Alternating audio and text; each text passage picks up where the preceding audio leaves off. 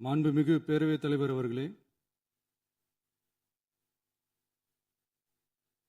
மாபெரும் தலைவர்கள் வழிநடத்திய மாண்பும் மாபெரும் வரலாற்று சிறப்பு கொண்ட இந்த சட்டமன்ற பேரவையின் 17வது சட்டமன்ற பேரவைக்கு நம்மையும் நம்ம தமிழக வெற்றிக் கழகத்தை சார்ந்த சட்டமன்ற உறுப்பினர்களையும் தேர்ந்தெடுத்து அனுப்பின நிரந்தரமாக என் நெஞ்சில் குடியிருக்கும் தாயன்புமிக்க தமிழக மக்கள் அனைவருக்கும் என்னுடைய மனப்பூர்வமான நன்றிகள். 17வது சட்டமன்ற கூட்டத்தொடரின் முதல் ஆளுநர் உரையின் மீதான நன்றி தெரிவிக்கும் தீர்மானத்திற்கு பதிலுரை வழங்க வாய்ப்பளித்த மாண்புமிகு பேரவைத் தலைவருக்கு நம் வணக்கத்தை தெரிவித்துக் கொள்கிறோம். மாண்புமிகு பேரவைத் தலைவர் அவர்களே, இந்த 17வது மாமன்றத்தில் அதிகப்படியான 12 கட்சிகளை சேர்ந்த பிரதிநிதிகள் தேர்ந்தெடுக்கப்பட்டிருக்கும். நாம கொள்கை ரீதியாகவும் நிலைப்பாடு ரீதியாகவும் வேறுபட்டு இருந்தாலும் மக்கள் பணி செய்வதுதான் நம்ம எல்லாருக்கும் பிரைமரியா இருக்கிற ஒரே எய்ம். அந்த வகையில தான் நம்ம எல்லாருமே நம்ம மக்களால் அங்கீகரிக்கப்பட்டு சட்டமன்றத்திற்கு வந்திருக்கிறோம். அதனால நாம கருத்தால் வேறுபட்டாலும் மக்கள் சேவை என்ற நோக்க விஷயங்கள்ல நாம எல்லாரும் ஒன்றிணைந்து பயணிச்சா நம்ம தமிழ்நாடு என்னைக்கும் எதிலையும் முதன்மை மாநிலமாக திகழும். ஆளுநர் உரைக்கு நன்றி தெரிவிக்கும் தீர்மானத்தில் பேசின மாண்புமிகு உறுப்பினர்களுக்கு நன்றி. எதிர்த்து பேசினாதான் எதிர்கட்சின்னு ப்ரூவ் பண்ண முடியும்னு நினைச்சுக்கிட்டு பேசின எதிர்கட்சியை சேர்ந்த எதிர்கட்சி தலைவர் உள்ளிட்ட மாண்புமிகு உறுப்பினர்களுக்கும் வணக்கமும் நன்றியும். பதிலுரை வழங்குற அதே நேரத்தில் நம்மளை சட்டமன்ற உறுப்பினராக தேர்ந்தெடுத்த பெரம்பூர் தொகுதி மக்களுக்கு நம்மளோட நெஞ்சார்ந்த நன்றிகள். அதே மாதிரி ராஜினாமா பண்ணிட்டாலும் நம்மளை தேர்ந்தெடுத்த திருச்சி கிழக்கு மக்களுக்கும் இந்த மன்றத்தில் நம்மளோட நன்றியை பதிவு செய்கிறோம். அப்புறம் நம்மளோட அரசியல் பயணத்தை பற்றியும் கொஞ்சம் பதிவு செய்ய விரும்புகிறோம். நாம் ஏதோ ஷூட்டிங்லேருந்து நேராக வந்து சிஎம் ஆன மாதிரியே சில பேர் ஒரு இமேஜ் கிரியேட் பண்ணுறாங்க. அவங்களுக்கு அவங்க ஆசைப்படுற லாங்குவேஜ்லேயே சொல்கிறோம், அது வெறும் ரீல் தான், ரியல் கிடையாது. ஒரு சாதாரண நடிகனாக நம்ம கெரியர் தொடங்குச்சு. அப்புறம் அப்படியே சின்சியராக உழைச்சி மேலே வந்தோம். நம்ம கெரியரில் நாம் மேலே வந்ததுக்கு இந்த விஜய் ஒருத்தன் மட்டுமே காரணம் இல்லை, அவனோட உழைப்பு மட்டுமே காரணம் இல்லை. இந்த விஜயோட உழைப்புக்கும் உயர்வுக்கும் பின்னாடி இருக்கிற ஒட்டுமொத்த தமிழ்நாட்டு மக்களோட அன்பும் அரவணைப்பும் தான் காரணம். ஒவ்வொரு வீட்டில் இருக்க ஒவ்வொருத்தரும் நம்மளை அவங்க வீட்டில் ஒருத்தனா ஏற்றுக்கிட்டது தான் நமக்கு கடவுளும் மக்களும் தந்த மிகப்பெரிய வரம். அதுக்காகவே கடவுளுக்கு சமமான நம்மளோட சொந்தங்களான தமிழக மக்கள் அனைவருக்கும் மீண்டும் மீண்டும் நன்றி. இப்படி நம்மளை தாயன்போடு அள்ளி அரவணைச்ச தமிழ்நாட்டு மக்களுக்கு நாம் எப்படியெல்லாம் துணையாக இருந்தோம், எப்படியெல்லாம் மக்களோட மக்களாக இருந்தோம்னு சொல்கிறேன். 1990ஸ்லேயே ரசிகர் மன்றமாக இருந்தப்பவே மக்களுக்கு துணையாக நிற்க ஆரம்பித்தோம். அதுக்கப்புறம் நற்படி மன்றமாகவும் அதுக்கப்புறம் விஜய் மக்கள் இயக்கமாகவும் மாறி மக்களோட மக்களாக நின்றுகிட்டு இருந்தோம். 2008 ஈழத் தமிழருக்கு ஆதரவாக உண்ணாவிரதம் போராட்டம் செஞ்சோம். போர் முடிவுக்கு வரணும், நம்ம தொப்புள் கொடிய உறவுகளான ஈழத் தமிழர்களுக்கு பாதுகாப்பான நிம்மதியான ஒரு வாழ்வு கிடைக்கணும்னு அன்னைக்கே கோரிக்கை வச்சோம். 2009 ஆரம்பித்த விஜய் மக்கள் இயக்கம் வழியாக நம்மளோட மக்கள் நல பணிகளை எக்ஸ்டெண்ட் அண்ட் எக்ஸ்பேண்ட் பண்ணிக்கிட்டே வந்தோம். கல்விக்கு துணையாக இருந்தோம், சோஷியல் சர்வீஸ் செஞ்சோம், வெள்ள நிவாரணத்தில் துணையாக இருந்தோம், கொரோனா காலத்தில் மக்களுக்கு தோள் கொடுத்தோம். விலையில்லா விருந்தகம், குருதியகம், முட்டைப்பால் ரொட்டி திட்டம், விழியகம், பயிலகம், நூலகம், இப்படி பல வழியில் மக்களுக்கு துணையாக இருந்தோம். அப்புறம் நம்மளோட திரைப்படங்களில் நம்மளால் முடிஞ்ச வரைக்கும் ஊழல் எதிர்ப்பை சொன்னோம், சமூக நீதியை சொன்னோம், கல்வியை பற்றி சொன்னோம், அரசியலை பற்றி சொன்னோம். அரசியலை பற்றி பேசுனதுனால நம்ம படங்கள் சந்திச்ச இது வரைக்கும் சந்திக்கிற பிரச்சனையை பற்றி எல்லாருக்குமே தெரிஞ்சது தான். இது மட்டும் இல்லாமல் 2011 நாகப்பட்டினத்தில் மீனவர் பிரச்சனைகளுக்கு ஆதரவாக ஒரு பெரிய பொதுக்கூட்டம் நடத்தினோம். மீனவர்கள் மீதான தாக்குதலை கண்டித்து பேசி அதில் நம்மளோட எதிர்ப்பை பதிவு செஞ்சோம். 2017 ஜல்லிக்கட்டு போராட்டத்தில் தமிழர் பண்பாட்டு உரிமைக்கான நம்மளோட ஆதரவை தெரிவித்தோம். 2018 ஸ்டெர்லைட் போராட்டம் துப்பாக்கி சூட்ல பாதிக்கப்பட்ட நம்ம சொந்தங்களை நேர்ல சந்திச்சு ஆறுதல் சொன்னோம். 2021 உள்ளாட்சி தேர்தலில் விஜய் மக்கள் இயக்க வேட்பாளர்கள் போட்டியிட்டு ஜெயிச்சாங்க. கல்வி விருது விழா நடத்தி சிறந்த மதிப்பெண் பெற்ற மாணவ மாணவிகளுக்கு ஊக்கத்தொகையும் பரிசும் கொடுத்தோம். 2024 தமிழக வெற்றி கழகத்தை ஆரம்பிச்ச உடனேயே CAA-வை எதிர்த்து அறிக்கை விட்டோம். அரசியல் கட்சி ஆரம்பிச்சு விழுப்புரம் மாவட்டத்தில் விக்கிரவாண்டியில் நம்மளோட முதல் மாநில மாநாட்டிய வெற்றி கொள்கை திருவிழாவை நடத்தினோம். தந்தை பெரியார், பெருந்தலைவர் காமராஜர், அண்ணல் அம்பேத்கர், வீரமங்கை வேலுநாச்சியார், மக்கள் சேவகர் அஞ்சலை அம்மாள்னு நம்மளோட 5 கொள்கை தலைவர்களை அறிவிச்சோம். இந்தியாவிலே 2 பெண் ஆளுமைகளை கொள்கை தலைவர்களை அறிவிச்ச ஒரே கட்சி நம்ம டிவிக்கு மட்டும்தான் என்ற பெருமையோடு அறிவிச்சோம். பெரியார் சொன்ன மாதிரியே அவர் சொன்னதில் நமக்கு ஏற்புடையதை மட்டும் எடுத்துக்கிட்டோம். அவரோட கடவுள் மறுப்பு கொள்கையில நமக்கு உடன்பாடு இல்லைன்னு ஓப்பனா அறிவிச்சோம். நமக்கு கடவுள் நம்பிக்கை உண்டுன்னு அறிவிச்சோம். யாரோட நம்பிக்கைக்கும் நாம் எதிரானவங்க இல்லைன்னு தெளிவா அறிவிச்சோம். பெண் கல்வி, பெண்கள் முன்னேற்றம், சமூக சீர்திருத்தம், சமூக நீதி, இப்படி பெரியாரோட கருத்துக்களை நிறையவே ஏத்துக்கிட்டோம்னு அறிவிச்சோம். அண்ணல் அம்பேத்கரோட சம வாய்ப்பு, சமநீதி, சமத்துவத்தை ஃபாலோ பண்ணுவோம்னு அறிவிச்சோம். பெருந்தலைவர் காமராஜரோட மதச்சார்பின்மையை ஏத்துக்கிட்டதோட அவரோட நேர்மையான நிர்வாகத்தையே ஒரு கொள்கையா ஏத்துக்கிட்டோம்னு அறிவிச்சோம். வீரமங்கை வேலு நாச்சியாரோட மண் மீட்பையும் சமூக நல்லிணக்கத்தையும் பின்பற்றுவோம்னு அறிவிச்சோம். மக்கள் சேவகர் அஞ்சலை அம்மாளோட விடுதலை வேட்கையையும் மக்களோட வாழ்வாதாரத்துக்காக உறுதியாக நிற்கிறதையும் பின்பற்றுவோம்னு சொன்னோம். எல்லாருக்கும் எல்லாமும் கிடைக்கணும், எம் மதமும் நம் மதம்னு சொல்லி மதச்சார்பற்ற சமூக நீதி தான் நம்ம கொள்கைன்னு அறிவிச்சோம். நம்ம கொள்கை எதிரி யாரு, அரசியல் எதிரி யாருன்னு ஓப்பனா அறிவிச்சோம். எல்லாத்துக்கும் மேல பிறப்புக்கும் எல்லா உயிருக்கும்ன்றத நம்மளோட அடிப்படை அரசியல் கோட்பாட்டா அறிவிச்சுட்டு தான் அரசியலுக்கே வந்தோம். நம்ம மதுரை மாநாட்டில் நம்மளோட தேர்தல் அரசியல் மற்றும் ஆட்சி அதிகார அரசியல் வழிகாட்டியா அறிஞர் அண்ணாவையும் புரட்சி தலைவர் எம்ஜிஆரையும் ஏத்துக்கிட்டதா அறிவிச்சோம். அப்புறம் இன்னனையும் நாம் இங்க பதிவு செஞ்சே ஆகணும். எல்லாரும் கட்சி ஆரம்பிச்சுட்டு தான் ஒவ்வொரு வீட்டுக்குள்ளேயும் போவாங்க. ஆனா நாம ஒவ்வொரு வீட்டுக்குள்ளேயும் போனதுக்கு அப்புறம் தான் கட்சியவே ஆரம்பிச்சிருக்கிறோம். ஒவ்வொரு வீட்டில் ஒவ்வொருத்தரும் நம்மள அவங்க பிள்ளையா, மகனா, அண்ணனா, தம்பியா ஏத்துக்கிட்டதும் இயல்பா நடந்துச்சு. தமிழ்நாட்டு மக்களோட மனசுக்குள்ள போறதுக்கு நாம பட்ட பாடு நமக்கு மட்டும்தான் தெரியும். இதெல்லாம் புரிஞ்சாலும் புரியாத மாதிரி இருக்கிறவங்க தான் நம்மள நடிகன் என்று சொல்லியும் நம்ம கட்சியை நடிகன் கட்சின்னு சொல்லியும் சில நக்கல் நையாண்டி இதெல்லாம் பேசுவாங்க. அதை பத்தி நமக்கு கவலை இல்லைன்னு. இப்படி நம்ம அரசியல் பயணம் ரொம்ப டிரான்ஸ்பரண்டா தான் ஆரம்பிச்சிருக்கு. இந்த 2026 தேர்தலில் கூட்டணியே இல்லாமல் தனியா நின்னோம். மக்கள் நம்மளை தெளிவா புரிஞ்சுக்கிட்டதாலையும் நம்ம டிவிகே தோழர்களோட உழைப்பாலையும் நாம 35% வாக்குகளை வாங்கினோம். 1,72,00,000 வாக்குகளோட தமிழ்நாட்டிலேயே தனி பெரும் கட்சியா வந்தோம். தமிழக மக்களாலையும் நம்மளோட ஆதரவு இயக்கங்களாலையும் இதோ இன்னைக்கு இங்க நம்ம டிவிகே இந்த ஆளும் கட்சியா ஆனதும் அவ்வளவு சாதாரணமாலாம் நடந்துடல. 2.25 வருஷத்துல ஆட்சிக்கு வந்துட்டீங்கன்னு ரொம்ப கிண்டலா கேலியா சிலர் பேசுறாங்க. எங்களோட இந்த 2.25 வருஷ டிராவல்ல எவ்வளவு வலியும் வேதனையும் இருக்குது.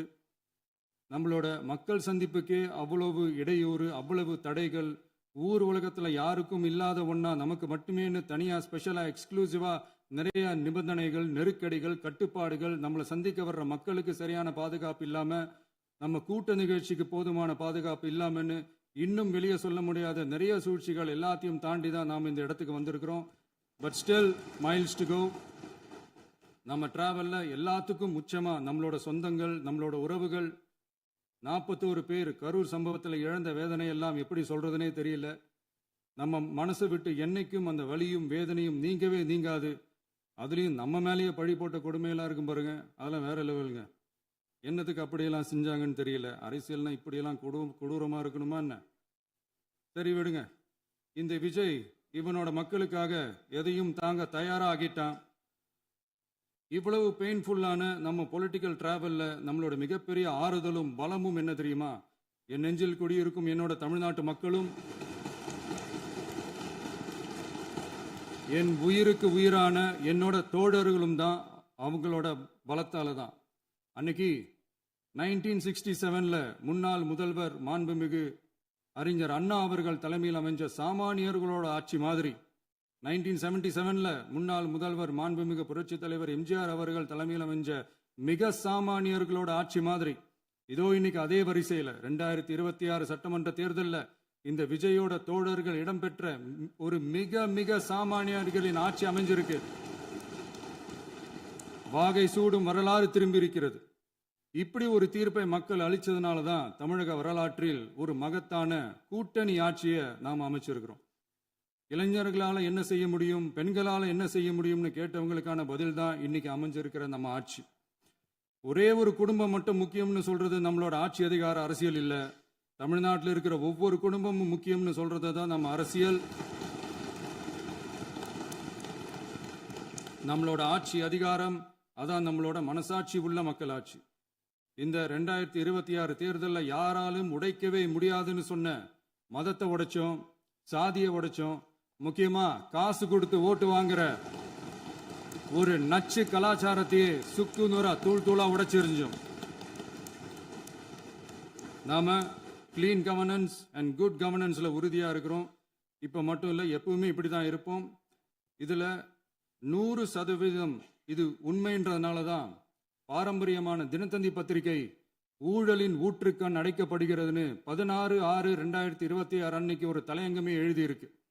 ஒரு தவறு செய்தால் அது தெரிந்து செய்தால் அவன் தேவன் என்றாலும் விடமாட்டேன் என்று எம்ஜிஆர் அன்று பாடினார். அதை இன்று விஜய் செயலில் காட்டுகிறார்னு அந்த எடிட்டோரியல்ல எழுதியிருக்கு. இந்த நேரத்தில் தினத்தந்திக்கு நம்மளோட நன்றியை தெரிவிச்சுக்கிறோம். அரசியலுக்கு வந்து 2 வருஷம் தான் ஆகுது. உங்களுக்கு என்ன தெரியும், உங்களால என்ன முடியும்னு கேலியா கேட்டவங்களுக்கு தினத்தந்தியோட பதிலை இப்போதைக்கு போதும்னு நினைக்கிறேன். என்னென்னமோ செய்வான்னு சொல்றானே இந்த விஜய், பல வருஷமா இருக்கிற ஒரு பதவி வெறி பிடிச்ச அரசியலை உடைச்சி எப்படி செய்வான்னு நம்ம மக்களை யோசிச்சிருவாங்க. இதோ இப்போ நம்ம மக்களுக்கு புரிஞ்சிருக்கும். இப்பவும் சொல்றோம், இது வெறும் ஆரம்பம் தாங்க. இந்த மாபெரும் சபையிலிருந்து கேட்கிற மக்களே, நமக்கு கொஞ்சம் அவகாசம் கொடுங்க. இதுக்கு முன்னாடி, அதாவது 2017 கடைசியில இருந்து 2026 ஏப்ரல் வரைக்கும் இருந்த புண்ணியவான்கள் ஆட்சியில ஒவ்வொரு டிபார்ட்மெண்ட்லையும் போட்ட ஏராளமான ஓட்டைகளை அடைச்சிக்கிட்டே படிப்படியா மக்களுக்கு நல்லதையும் செஞ்சுக்கிட்டே வருவோம். அதனாலதான் நமக்கு எதிரா யாரோ சேரவே மாட்டாங்கன்னு நினைச்சவங்க எல்லாம் ஒன்னா சேர்றாங்க. நம்ம ஆட்சிக்கு டேட்டு குறிக்கிறாங்க.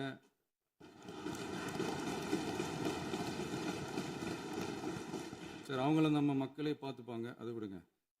நாம ஆட்சிக்கு வந்து சரியா 40 நாள் ஆகுது. அதுக்குள்ள என்ன செஞ்சீங்கன்னு கேட்கிறாங்க. ஒரு லிஸ்ட் ஒன்று சொல்றேன் கேளுங்க. பெண்கள் பாதுகாப்புக்காக சிங்கப்பெண் சிறப்பு படை, 200 யூனிட் வரை கட்டணமில்லா மின்சாரம், போதைப் பொருள் ஒழிப்புக்காக தனிப்படை, குறுவை நெல் சாகுபடியை ஊக்குவிப்பதற்காக 134.83 கோடி சிறப்பு தொகுப்பு திட்டம், வழிபாட்டு தலம், ஸ்கூல், பஸ் ஸ்டாண்டுன்னு அதுக்கு பக்கத்தில் இருக்கிற 717 மதுபான கடைகள் மூடப்பட்டன. அங்க வேலையில் இருந்தவர்களுக்கு வேறு கடைகளில் வேலை, கவனிக்கப்படாமல் விடப்பட்ட அம்மா உணவகங்கள் புதுப்பிக்கப்பட்டன. பத்திரப்பதிவு துறையில் பகல் கொள்ளைக்கு ஃபுல் ஸ்டாப் வைக்கப்பட்டுள்ளது. வருகையில்லா ஆவண பதிவு முறை கொண்டு வர உத்தேசிக்கப்பட்ட செயல்பாட்டில் உள்ளது. அரசு மற்றும் தனியார் மருத்துவமனையில் ஸ்கேன் மையங்களில் கருவுறுவதற்கு முன் மற்றும் பின் ஏற்படும் தவறுகளை கண்காணிக்கவும், மருத்துவ நிறுவனம் முறைப்படுத்தும் சட்ட விதிகள் பின்பற்றப்படுகிறதா என கண்காணிக்கவும், மருத்துவ மற்றும் ஊரக பணிகள் இயக்கத்தின் பயன்பாட்டிற்காக 40 புதிய வாகனங்கள் வழங்கப்பட்டுள்ளது. கூட்டுறவு வங்கியின் ஏழை எளிய மக்கள் வாங்கிய கடனுக்கு முதல் முத்தாய்ப்பாக ரூபாய் 2045 கோடி தள்ளுபடி வழங்கி ஆணையிடப்பட்டுள்ளது. ஒன்றிய அரசிடம் கேட்டுக்கொண்டதற்கிணங்க கடந்த 2 வருடமாக நிறுத்தி வைக்கப்பட்ட இருந்த ஜல் ஜீவன் மிஷன் திட்டம் புதுப்பிக்கப்பட்டு ஜல் ஜீவன் மிஷன் திட்டம் 2.0 நடைமுறைக்கு கொண்டு வரப்பட்டுள்ளது. 18,500 கோடி அளவில் உறுதியளிக்கப்பட்ட காஞ்சிபுரம் மாவட்டத்தில் மைய விரிவாக்க திட்டம், கோயம்புத்தூரில் மின்னணு பொருட்கள் மற்றும் மின்னணு அமைப்புகள் உற்பத்தி திட்டம், மற்றும் திருவள்ளூர் மாவட்டத்தில் காட்டுப்பள்ளி எல்என்டி கப்பல் கட்டும் தளம் விரிவாக்க திட்டத்திற்கு ஒப்பந்தங்கள் போடப்பட்டுள்ளன. அனைத்து நிர்வாக நடவடிக்கைகளும் மின்னணு முறையில் மாற்றம் கொண்டு வர நடவடிக்கை எடுக்கப்பட்டு வருகிறது. சட்டவிரோத கல்குவாரி மற்றும் அனுமதியின்றி கனிமங்களை எடுத்துச் செல்வது தடுக்கப்பட்டுள்ளது. பல்வேறு குவாரிகள் சீல் வைக்கப்பட்டுள்ளன. கனிமங்களை கண்காணிப்பது, எல்லைகளை நிர்ணயிப்பது மற்றும் ஆளில்லா விமானம் மூலம் அளவீடு செய்வது போன்றவற்றை செயல்படுத்துவதற்கான பணிகள் மேற்கொள்ளப்பட்டு வருகின்றன. அனைத்து துறைகளிலும் அலுவலர் தலையீடு இல்லாமல் லஞ்ச லாவண்யமற்ற தமிழகத்தை உருவாக்க அனைத்து நடவடிக்கைகளும் முடுக்கிவிடப்பட்டுள்ளது. இதெல்லாம் சாம்பிள் தான், இன்னும் இருக்கு. இந்த வெறும் 40 நாளுக்குள்ளேயே இவ்வளவு செஞ்சிருக்கோம்னா இனி வர்ற நாட்கள்ல கொஞ்சம் கொஞ்சமா படிப்படியா ஸ்டெடியா உழைச்சி லஞ்ச லாவண்யம் இல்லாத, ஊழல் இல்லாத, பெண்களுக்கு பாதுகாப்பான, சுதந்திரமான, டிரான்ஸ்பரண்டான தமிழ்நாட்டை நம்ம சொந்தங்களான தமிழக மக்களுக்கு தர்றது தான் நம்மளோட ஒன் அண்ட் ஒன்லி டார்கெட். கண்டிப்பா அதை நிறைவேற்றியே காட்டுவோம். 8 கோடி மக்கள் நம்மளோட இருக்கிறப்போ ஏங்க அதை செய்ய முடியாது? மாண்புமிகு பேரவைத் தலைவர் அவர்களே, தமிழ்நாட்டின் கருவூலம் எப்படி திசை மாறி உருமாறி தேய்ந்து ஓய்ந்து கிடைக்கிறதுன்னு சொன்னாங்க. திசை மாறி உருமாறி தேய்ந்து ஓய்ந்துன்னு வசனம் மாதிரி ரைமிங்கா இல்லாம வளமான இலக்கியமா இதே சபையில பேசினவங்களோட திறமையான ஆட்சியில நடந்த நிதி மேலாண்மையை பத்தி வெள்ளை அறிக்கையா வெளியிட்டோம். வெள்ளை அறிக்கை வந்ததிலிருந்தே கண்ணை கட்டுதுங்க. அந்த காலத்துல தான் பிள்ளையோ பிள்ளை, தொல்லையோ தொல்லைன்னு சொன்னாங்க. அதே மாதிரி தாங்க அவங்க ஆட்சியாலையும் அவங்களாலையும் இன்னைக்கு தமிழ்நாட்டுக்கே தொல்லையோ தொல்லை. இப்படி ஒரு நிலைமையை உண்டாக்கி வச்சுட்டு இவங்க சொல்றாங்க நமக்கு ஆட்சி செய்ய தெரியாதுன்னு. நம்ம அமைச்சர்களுக்கும் நம்ம சட்டமன்ற உறுப்பினர்களுக்கும் ஒன்றும் தெரியாதுன்னு. ஆமாங்க, எங்களுக்கு தெரியாதுதான். எங்க சட்டமன்ற உறுப்பினர்களுக்கும் அமைச்சர்களுக்கும் மக்கள் பணி செய்ய தெரிஞ்ச அளவுக்கு மக்கள் பணத்தை சுருட்ட தெரியாதுதான்.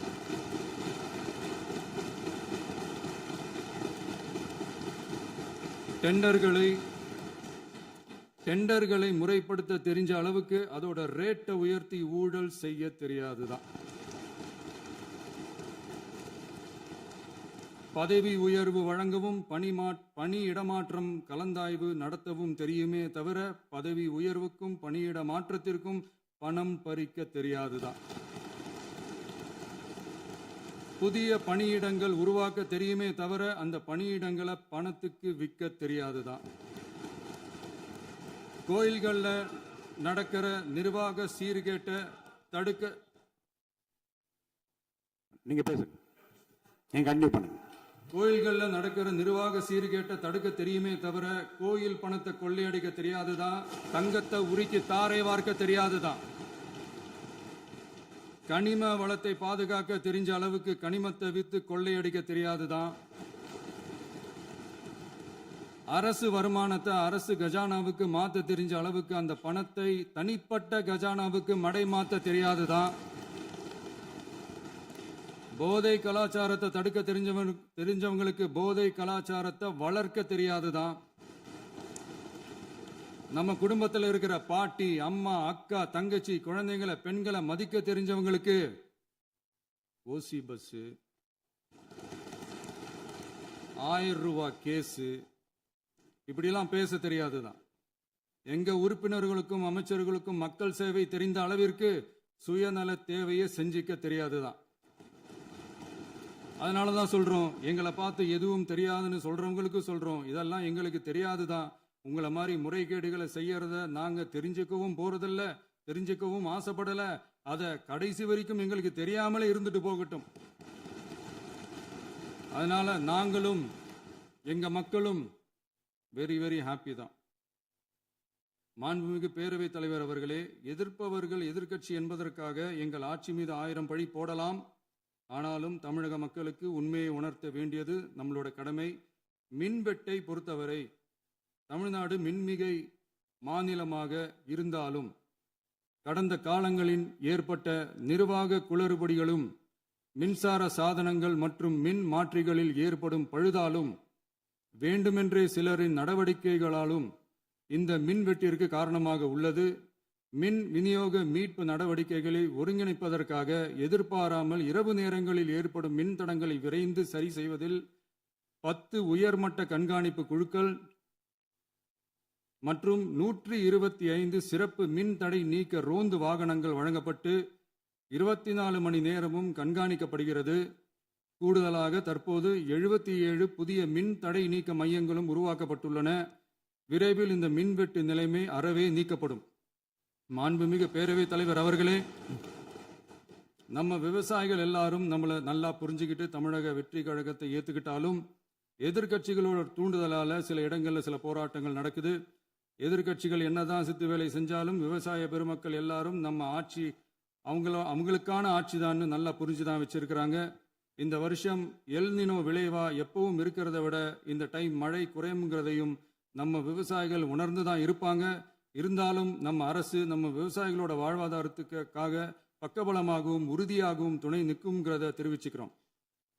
நம்ம தமிழகத்தில் ஏற்கனவே நடந்த அதி அற்புதமான சூப்பரான நிர்வாக திறன் கொண்ட 50 வருஷ அரசியல் அனுபவம் கொண்ட 2.0, 3.0, 4.0 பல 0.0 மாடல் ஆட்சி நடத்த கனவு கண்டவங்களோட அட்டகாசமான ஆட்சிக்காரங்க பல்வேறு விதமான நிதி நெருக்கடியை நம்ம மக்களுக்கும் நமக்கும் பரிசா கொடுத்துட்டு போய் இருந்தாலும் கூட்டுறவு வங்கிகளின் மூலம் 75,000 வரை பயிர்கடன் பெற்று குறு சிறு இதர பெரு விவசாயிகளுக்கு 100% முழுமையான பயிர்கடன் தள்ளுபடியும் 75,000க்கு மேல் கடன் பெற்றவர்களுக்கு குறைந்தபட்சமாக 35,000 பண பயன் கிடைக்கும் அளவிற்கு மொத்தம் 14,43,504 விவசாயிகளுக்கு ரூபாய் 5,932.23 கோடி பயிர்கடன் தள்ளுபடி வழங்கப்பட்டுள்ளது. மாண்புமிகு பேரவைத் தலைவர் அவர்களே, நாம ஒன்றியத்தில் கூட்டுறவு கூட்டாட்சி, மாநிலத்தில் சுயாட்சி என்ற கொள்கையை கொண்டவங்க தான் ஏற்கனவே அறிவிச்சிருக்கிறோம். தற்போதைய ஒன்றிய அரசு சார்ந்த கட்சியுடன் அரசியலில் கொள்கை அளவில் நேர் எதிராக நிற்கிறவங்க தான் நாம. அதே சமயத்தில் எதுக்கெடுத்தாலும் கண்ணை மூடிக்கிட்டு ஒன்றிய அரசோட மோதல் போக்கை விரும்புறவங்க நாம இல்ல. நமக்கு எப்பவுமே தமிழகத்தின் வளர்ச்சி மட்டும்தான் முக்கியம். அதுக்காக நம்மளோட அரசியல் ரீதியான கொள்கைகளையோ மாநில உரிமைகளையோ கொஞ்சம் கூட விட்டு கொடுக்கவே மாட்டோம். அதுல ரொம்ப தெளிவாகவும் உறுதியாகவும் இருக்கிறோம். இனியும் இப்படித்தான் இருப்போம். அதுல ஒருபோதும் மாற்றமே இருக்காது. அதனால இதுல யாரு திசை திருப்ப வேலையில் ஈடுபட்டாலும் அவங்க எல்லாரும் மக்கள் மத்தியில் தோற்பது உறுதி. எனவே நம்ம மக்களுக்கோ சிறுபான்மை சகோதரர்களுக்கோ நம்ம ஆதரவு இயக்கங்களுக்கோ எந்தவித சந்தேகமும் வேண்டாம். நாம் யாரோட டீமும் இல்ல. நாம எப்பவுமே பியூரான பீப்புள்ஸ் டீம். இன்னும் சொல்ல போனா நாம secular team, social justice team. மாண்புமிகு பேரவைத் தலைவர் அவர்களே, அரசு விழாக்கள், கல்வி நிறுவனங்கள் மற்றும் பல அதிகாரப்பூர்வ நிகழ்ச்சிகளோட தொடக்கத்தில் நம்ம தமிழ்தாய் வாழ்த்த பாடுறது தான் வழக்கமா இருக்கு. தமிழ்தாய் வாழ்த்த பொறுத்த வரைக்கும் நம் அரசு இதுல நம்மளோட உறுதியான நிலைப்பாட்டை ஒன்றிய அரசுக்கு மிக தெளிவா தெரிவிச்சிருக்கு. அது இல்லாம இதில் மாநில அரசின் கொள்கைக்கு ஏற்ப ஒன்றிய அரசின் அறிவிக்கையில் திருத்தம் மேற்கொள்ள கோரிக்கையும் விடுக்கப்பட்டுள்ளது. நீட் தேர்வை பொறுத்தவரை கிராமப்புற மற்றும் பொருளாதார ரீதியாக பின்தங்கிய மாணவர்களுக்கு சமமான வாய்ப்பை வழங்குவதில்லை. மருத்துவ கல்வியில் சமூக நீதி மற்றும் சம வாய்ப்பை நீட் பாதிக்கிறது என்பதை உணர்கிறோம். எனவே மருத்துவ படிப்புகளுக்கான சேர்க்கையை 12ஆம் வகுப்பு மதிப்பெண்களின் அடிப்படையில் நடத்த வேண்டும் என்று நமது அரசு வலியுறுத்தி வருகிறது. மத்திய அரசிடம் நீட்டிலிருந்து தமிழ்நாட்டிற்கு விலக்கு வழங்க வேண்டும் என்று கோரிக்கை விடுத்துள்ளது. மாண்புமிகு பேரவைத் தலைவர் அவர்களே, பேரறிஞர் அண்ணா அவர்கள் தலைமையிலான அரசு 1968 இருமொழி கொள்கையை நடைமுறைப்படுத்தியது. தமிழ் மொழியை பாதுகாப்பது, மாணவர்களுக்கு ஆங்கிலத்தின் மூலம் உலக அளவிலான வாய்ப்புகளை வழங்குவது, எந்த ஒரு மொழியையும் கட்டாயமாக திணிப்பதை தவிர்ப்பது மற்றும் எதிர்ப்பது, நிலத்தின் மொழி மற்றும் பண்பாட்டு அடையாளத்தை பேணுவது என்பதை நம் தமிழக வெற்றிக் கழக ஆட்சி ஏற்றுக்கொண்டுள்ளது. எனவே தமிழ்நாட்டில் தமிழ் ஆட்சி மொழி மற்றும் இருமொழி கொள்கை என்பதில் நமக்கு மாற்று கருத்தே இல்லை. மாண்புமிகு பேரவைத் தலைவர் அவர்களே, கடந்த 11/6/2026 அன்று நடந்த நிதி ஆயோக் கூட்டத்தில் தமிழ்நாடு அரசின் சார்பாக கலந்து கொண்டு வறுமையற்ற தமிழ்நாடு இயக்கம் உருவாக்க தேவையான நிதியையும், தமிழ்நாட்டுக்கு 2 எய்ம்ஸ் மருத்துவமனைகளை தருமாறும், மருத்துவம் மற்றும் பல் மருத்துவ படிப்பிற்கு 12ஆம் வகுப்பு மதிப்பெண் அடிப்படையில் இடங்களை நிரப்புதல் குறித்தும், செயற்கை நுண்ணறிவு தொடக்க நிறுவன வளர்ப்பு மையங்கள் தமிழ்நாட்டில் அமைக்கவும், இளைஞர் திறன் மற்றும் வேலைவாய்ப்பு இயக்கம் செயல்படுத்த வேண்டியும், பெண்கள் தலைமையிலான வளர்ச்சி குறித்தும், மீனவ சமுதாயங்களின் வாழ்வாதாரம் மற்றும் மீன்பிடி படகுகள் மற்றும் மீனவர்களை விடுவித்தல் குறித்து நிரந்தர நடவடிக்கை எடுக்க வேண்டியும், காலநிலை தாங்கும் தன்மை பெருந்திட்டம் 2045 கீழ் விண்வெளி உற்பத்தி மையத்தை தேசிய விண்வெளி உற்பத்தி மையமாக அறிவிக்க கோரியும், தமிழ்நாட்டில் சாலை போக்குவரத்து, நெடுஞ்சாலை மற்றும் ரயில்வே அமைச்சகத்தின் மேம்பாட்டு குறித்தும், அனைத்து கிராமங்களையும் டிஜிட்டல் இணைப்பு வசதி ஏற்படுத்துதல் குறித்தும், கூட்டு குடிநீர் திட்டம் தொடரவும், அரசின் விழாக்களில் தமிழ்தாய் வாழ்த்துக்கான முதலிடத்திற்கான கோரிக்கையும், மேகதாது அணை கட்டுமான நிறுத்தத்தை உறுதிப்படுத்தவும், மாநிலத்தின் மீது மும்மொழி கொள்கையை வற்புறுத்தாமல் புதிய கல்விக் கொள்கையை திணிக்காமல் தமிழகத்திற்கான கல்வித்தொகை ரூபாய் 3284 கோடியை விடுவிக்க கோரியும், ஆண்டுதோறும் 5 லட்சம் இளைஞர்களுக்கு உதவித்தொகையுடன் கூடிய பணியினை தொழில்நுட்ப பயிற்சி வழங்க ஒத்துழைப்பு வழங்குமாறும், ஒகேனக்கல் 3ஆம் கட்ட கூட்டு குடிநீர் திட்டத்திற்கான நிதி ரூபாய் 2283.40 விடுவிக்கவும், வேலை வாய்ப்பு மற்றும் வாழ்வாதாரத்துக்கான உத்தரவாத திட்டத்தின் கீழ் வேலை வாய்ப்புகளை உருவாக்க உடனடி நடவடிக்கை மேற்கொள்ள வேண்டியும் மற்றும் திருக்குறளை தேசிய இலக்கியமாக அறிவிக்குமாறும் தமிழ்நாடு சார்பில் பேசியுள்ளோம் என்பதை தெரிவித்துக் கொள்கிறோம். மாண்புமிகு பேரவைத் தலைவர் அவர்களே, அண்டை மாநிலங்களுடனான நட்புறவு ஒரு மாநிலத்தின் வளர்ச்சிக்கும் நாட்டின் ஒற்றுமைக்கும் மிகவும் அவசியமானது. தமிழ்நாடு தனது அண்டை மாநிலங்களுடன் நதி நீர் பங்கீடு, பொருளாதாரம், கல்வி, கலாச்சாரம் மற்றும் போக்குவரத்து துறைகளில் நல்லுறவை பேணி வருகிறது. பரஸ்பர மரியாதை, ஒத்துழைப்பு மற்றும் கூட்டாட்சி தத்துவத்தின் அடிப்படையில் அண்டை மாநிலங்களுடனான நட்புறவை வலுப்படுத்தவும் நமது ஆட்சியில் காக்கப்படுகிறது. மாண்புமிகு பேரவைத் தலைவர் அவர்களே, சட்டம் ஒழுங்கை பற்றி பேச்சு வந்தது. சட்டம் ஒழுங்கு சரியாக இருக்கணும் அப்படின்றதுல எங்களுக்கு மாற்று கருத்தே கிடையாது. கண்டிப்பாக லா அண்ட் ஆர்டர் கரெக்டாக இருக்கணும், கரெக்டாக இருக்கும், இருக்க வைப்போம். அதே மாதிரி பெண்கள் பாதிக்கப்படுறதையும் இங்கே யாராலையும் சகிச்சிக்கவே முடியாது. அதுக்கான கடுமையான நடவடிக்கைகள் நம்ம அரசு எடுத்துக்கிட்டு இருக்கிறோம். இந்த சிங்கப்பெண் சிறப்பு அதிரடிப்படை கூட அதுக்கான ஒரு ஃபர்ஸ்ட் ஸ்டெப் தான். அதே மாதிரி இந்த போதைப் பொருள் நடமாட்டம், அதை கண்ட்ரோல் பண்ணுறதுக்கும் நம்ம அரசு கடுமையான நடவடிக்கைகள் எடுத்துக்கிட்டு இருக்கிறோம். அதையும் கண்டினியூ பண்ணி எடுப்போம். மாண்புமிகு பேரவைத் தலைவர் அவர்களே, இப்போ நான் சொன்ன இந்த பிரச்சனைகள்லாம் 2026 போன மாதம் மே மாதம் 10ஆம் தேதி புதுசாக வந்துடல. இதெல்லாம் பல வருஷமாக இருக்கிற பிரச்சனைகள் தான், பல வருஷமாக கண்டுக்காமல் விட்ட பிரச்சனைகள் தான். இன்னைக்கு எதிர்கட்சிக்காரங்க அதை பற்றி கேட்கும் போது எனக்கு அது அக்கறையாக தெரியல, அவதூறு அரசியலாக தான் தெரியுது, பழி போடுற அரசியலாக தான் தெரியுது. இப்படி அவதூறு பழி போடுறவங்கள பார்த்து ஒன்று தான் கேட்கணும்னு தோணுது. கடந்த 9-10 மாசமா நம்ம ஸ்டேட்டில் சட்டம் ஒழுங்கு டிஜிபியே இல்லை. சட்டம் ஒழுங்கு டிஜிபியை போடுங்கன்னு சொல்லி எல்லாம் ஓஞ்சி போயிட்டோம். போன ஆட்சியில் நடந்ததுக்கெல்லாம் இப்போதான் விடையே கண்டுபிடிக்கிறோம் நம்ம ஆட்சியில்.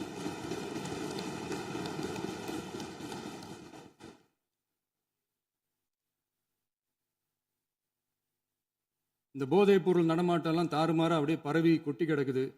இதெல்லாம் இனிஷியல் ஸ்டேஜ்லேயே யார் கண்ட்ரோல் பண்ணியிருக்கணும்? போலீஸ் டிபார்ட்மெண்ட் அப்போ யார் கையில் இருந்தது? இத்தனை கேள்வி நம்மளை பார்த்து கேட்குறாங்களே, ஒரே ஒரு கேள்வி தான் நான் கேட்கணும்னு தோணுது.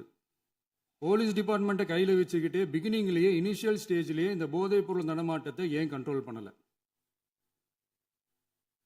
மனசாட்சி உள்ளவங்க இந்த பிரச்சனையெல்லாம் ஏன் நடக்குதுன்றது அவங்களுக்கே நல்லா தெரியும்.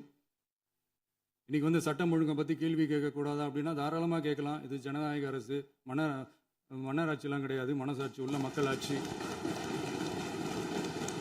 அதனால் கேள்வி கேட்கலாம், எல்லாருக்கும் எல்லா உரிமையும் உண்டு. விமர்சனம் செய்யலாம், எல்லாருக்கும் எல்லா உரிமையும் உண்டு.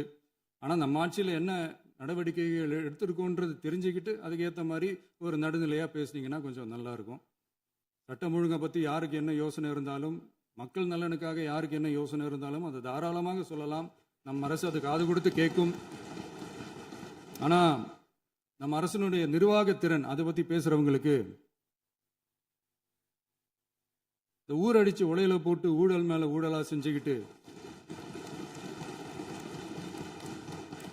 அதுலேருந்து தப்பிக்கிறதுக்கு பேர் தான் நிர்வாகத்திறன் அப்படின்னு சொன்னால், அப்படிப்பட்ட ஒரு ஊழல் செய்கிற நிர்வாகத்திறனை நம்ம அரசு ஒரு நாளும் செய்யாது. பெட்டியாக பணத்தை வச்சுக்கிட்டு, பெட்டியை வச்சு எல்லாம் செஞ்சுக்கிட்டு, போதைப் பொருள் பாதுகாவல் கழக மாடல் அரசாங்கம் செஞ்ச ஒவ்வொரு ஊழலாக வெளியில் வந்துக்கிட்டு இருக்கு. டாஸ்மாகில் அது என்னப்பா அது பேரு, பார்ட்டி ஃபண்ட் கட்சி நிதி அப்படின்ற பேரில் அடித்த கொள்ளையெல்லாம் ஒன்று ஒன்றா இப்போ கவர்மெண்ட்டோட கஜானாவுக்குள்ளே கொண்டு சேர்த்துக்கிட்டே இருக்கிறோம்.